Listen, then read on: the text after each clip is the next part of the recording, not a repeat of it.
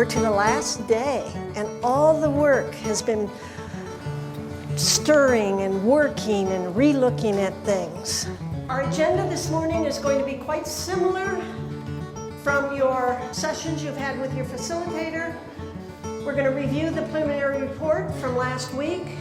Then we'll do a little review of the primer and practices guide about the attractive and unique places. Then we'll generate some strategies. We'll deliberate and develop arguments for and against. We have 10 strategies, food secure, 8 for economy, 10 for ecosystem, energy, and waste, and we have yet to come up with attractive places.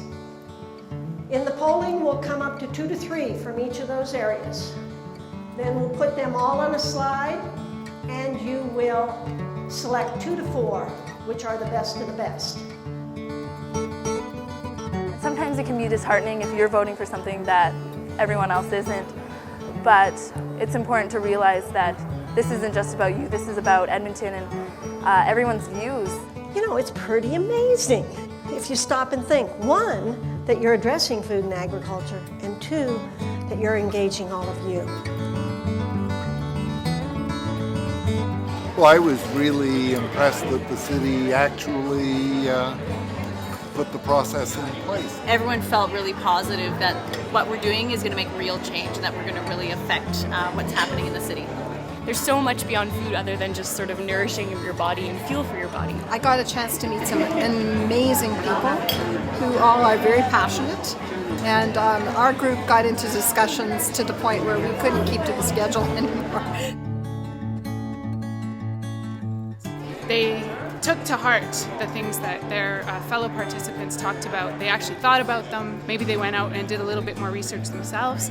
Sometimes they came back and continued to disagree, but had some more perspective on the situation after their conversations. Or sometimes they came back and said, you know what, I really thought about what you said last week, and you've got some really good points. I might have actually changed my mind.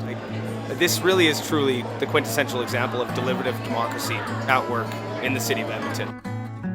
We need to understand the feelings of all of the citizens of the city, and not just doing it from a few small viewpoints that are sitting on that committee or even in council. Well, the thing that's really beneficial about a process like this and that differentiates it from different forms of public engagement is that unlike a public meeting where somebody comes with a proposal where the citizens just kind of critique it, this is where the citizens come up with a proposal themselves. It's something that's very grassroots. It's very powerful because it empowers the citizens. There's a sense of optimism to it.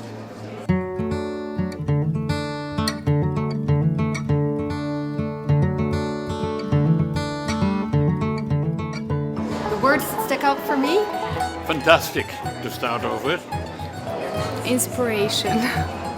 I'm hoping the final outcome will be as positive as my group has been. The growth that we've as individuals have actually experienced in this process. It has been very insanely enriching, and I really have enjoyed the process. It's been great. Enlightening. Quite interesting and eye-opener, and glad to meet all the citizens from Edmonton. Well, hopeful, even more hopeful than I imagined. It's easy to sit back and be cynical of policy-making processes or political processes, and this really buoys my hope in the process and the hope of citizens as actively engaged in the civic process. One of the big next steps is, as I said, we form this integration committee, so we have 11 of the panelists from all of the different subgroups that we're going to have a number of meetings with, so it's really going back through all the raw data. We'll be pulling out some examples and some ideas and strengthening them and putting them into a report that's readable and vibrant and capture some of the process, so that's going to be the next big steps. And doing a lot of evaluation and dissemination, so letting people know about the panel, what worked, what didn't. It was an incredible process. Nothing is ever a perfect process, so I think you always want to keep learning.